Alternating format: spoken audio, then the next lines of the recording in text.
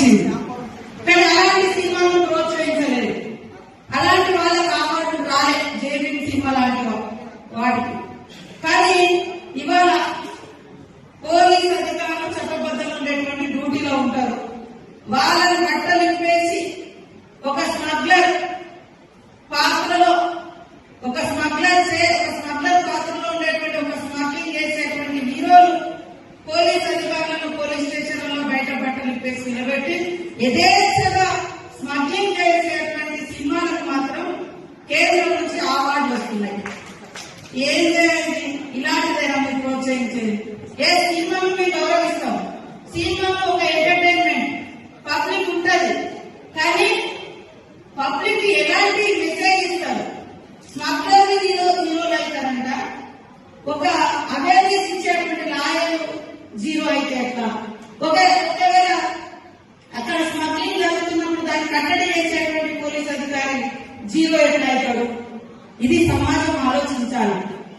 కాబట్టి cinema యాక్టర్లైనా, cinema producers అయినా, డైరెక్టర్లైనా ఈ సమాజాన్ని ఒక ఉన్నతమైనటువంటి సన్మార్గంలో తీసుకెళ్లేటువంటి లక్షణాలు, ఇతరుల గురించి తప్పించేటువంటి భావాన్ని, ఇతరులకు హెల్ప్ చేసే భావాన్ని, ఇతరుల గౌరవాన్ని కాపాడే విధంగా సినిమా తీస్తే సమాజం ఇంకా సన్మార్గంలో నడుస్తుంది. అదే మరి వేరే ఆలోచనలతో పోతే, నిన్న ఒక అతనట మహారాష్ట్రలో 2 మర్డర్ కేసులు ఉన్నాయి, తప్పించుకో తిరుగుతున్నాడు చాలా రోజులు. ఎక్కడ దొరికిందంటే మరి ఈ సినిమా పుష్ప 2 సినిమా చూసుకుంటూ దొరికింది.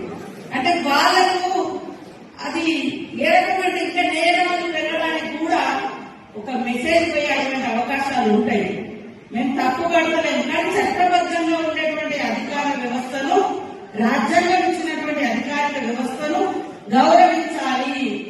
అలాంటి మెసేజ్ ఖచ్చితంగా ప్రతి ప్రొడ్యూసర్, యాక్ట్ చేసేటువంటి యాక్టర్లు అది ఫాలో అవ్వాల్సిన అవసరం ఉంది.